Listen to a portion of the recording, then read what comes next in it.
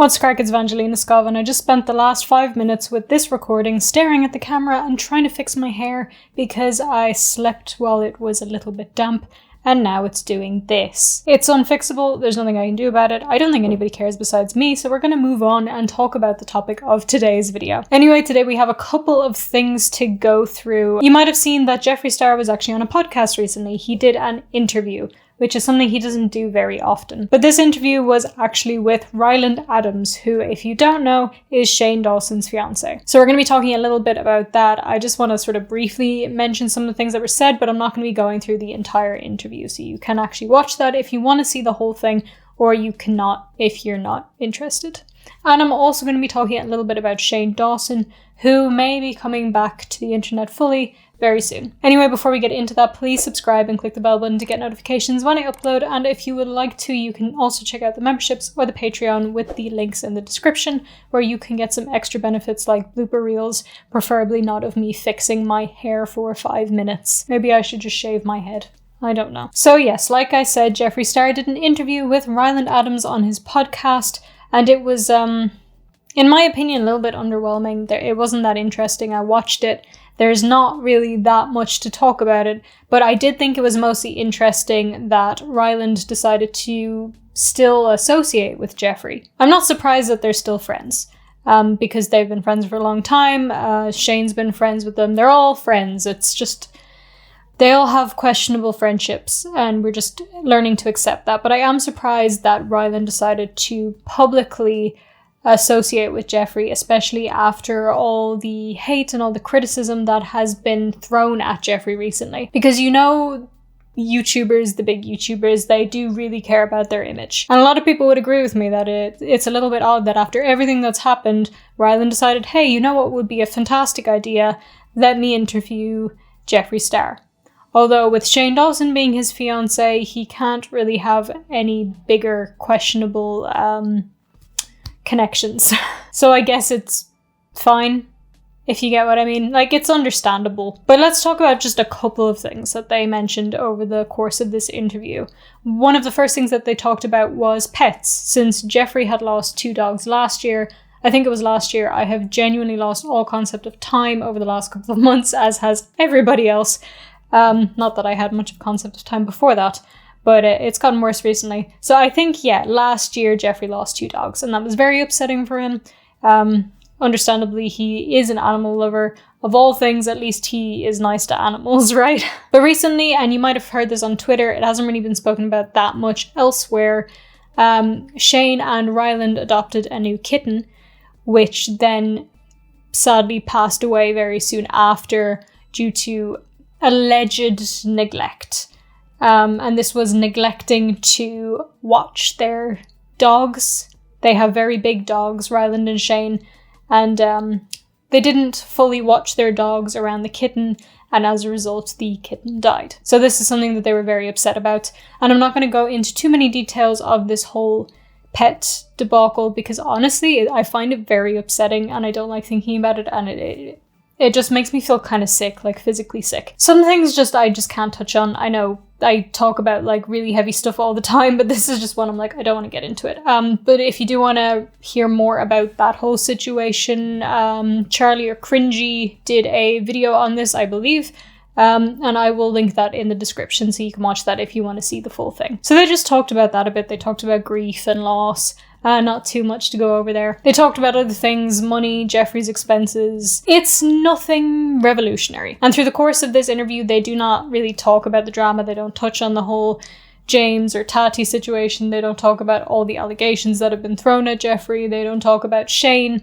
And this is probably mainly because they don't want to create more drama. They don't want to bring up more drama, because although drama has worked for Jeffree in the past, lately it has been going very, very badly against him. So it makes sense that they wouldn't want to add any more drama. They wouldn't want people commenting about drama. They wouldn't want to bring it up, because in this situation, a lot of people seem to be under the impression that Shane and Jeffree are in the wrong. Now, not everybody agrees with that, but the majority of people do. One other notable thing that they talk about, which isn't particularly notable, but it's still interesting enough, at least I found it interesting, was that Ryland asked Jeffree, why are you posting more on Instagram all the time, but you're not really posting on YouTube? And Jeffree's response was basically, I've been down, having a hard time. I can't remember the exact wording, but I haven't really felt okay enough to post on YouTube. And that was about it. I just found that slightly interesting. There's not really much I can say about it, and it is what it is. I feel like I'm way more monotone in this video than usual. It's because I have headphones on. How did I not notice I had headphones on for this entire video? What? Something wrong with me. There's nothing even playing. I recorded another video just before this, and I was checking that the sound was okay, and then just forgot to take the headphones off. So there you go. Hope that distracted you for however long that was going on. I don't know if people are like, why is there headphones? Are they going to react to something? No reactions today, just me being a dumbass. See, this is why I couldn't hear properly. I was so confused. Anyway, let's move on from that. I lost my train of thought. That's fine.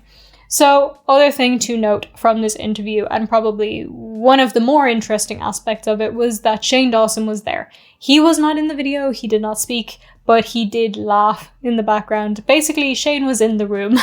I know, amazing, mystical, there was somebody in the room. But this is just interesting because a lot of people have been claiming that Shane is making a very calculative, I always have trouble saying calculative, so I don't know why I insist on saying it, but a very sneaky way of trying to come back to the internet. So he's been on the podcast with Ryland, they've talked, he's been posting a lot on Instagram stories. He had new merch come out, slime and stuff. He had a sale on his merch, which he again promoted on his Instagram stories. So people have been saying he's trying to come back, and he's doing this in such a way that he doesn't have to take full accountability for everything that he's done. And he doesn't have to address the situation again. And that seems to be the overwhelming response from people, that he is just trying to avoid talking about this and come back slowly. Other people have also said that he is trying to make himself look like a victim again, trying to get sympathy before he comes back fully, which would include being sad about the cat. Although I haven't seen anybody claim that that was on purpose, and personally I don't think that was on purpose. I think that's even beyond them. I don't think they would do that on purpose. Oh, I don't want to talk about the cat. Anyway, yeah, there was actually as well an article from Insider about this whole situation and about Shane trying to come back to the internet, so I will also link that down below. That's two things I need to link. People keep giving out to me for forgetting to link the things, but I have the brain of a pea. So, I will try. I'm going to write this down. I'm going to remember. But yeah, there was a whole Insider article about Shane trying to come back, but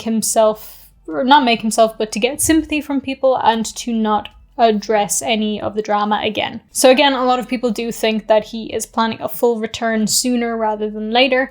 And this is where I start to say my own opinions of how I think he's going to come back. So in the interview, they talked about ghosts and a ghost in Jeffree's house. And Shane has also talked about a ghost in his house.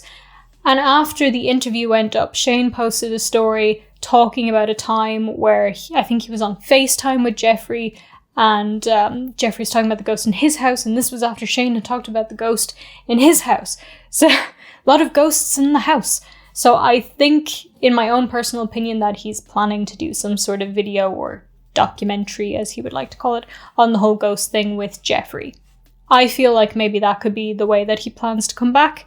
That might not be the case, but to me it seems likely because that is the sort of content he does, and why wouldn't he? But you can let me know in the comments if you think that is the case. Do you think he might come back and do a video on ghosts? Who knows? Do you think he won't come back at all? Do you think he's gonna come back and just pretend nothing ever happened? But if you don't feel like commenting about any of the drama that I have talked about today, you can comment down below what your favorite type of herbal tea is. And if you don't like herbal tea, you can tell me that you don't like herbal tea. Because you know why? Comments help my engagement. I don't know what my favorite kind of herbal tea is, to be honest. I used to buy this one, 3 Tulsi, I think it was, which was definitely my favorite at the time. But I can't buy it here. So I tend to buy this kombucha tea. It's not kombucha, it's not the same thing, but it's kombucha tea. I don't know, it's really good. I really like it. And I have that completely unsweetened because I don't like to sweeten things. Anyway, guys, that's going to be it from me for now. So as I said at the start of the video, please subscribe and click the bell button to get notifications when I upload. And if you would like to, you can also check out the Patreon or the memberships with the links in the description. And you can also follow me on social media. Whew, I forgot to breathe.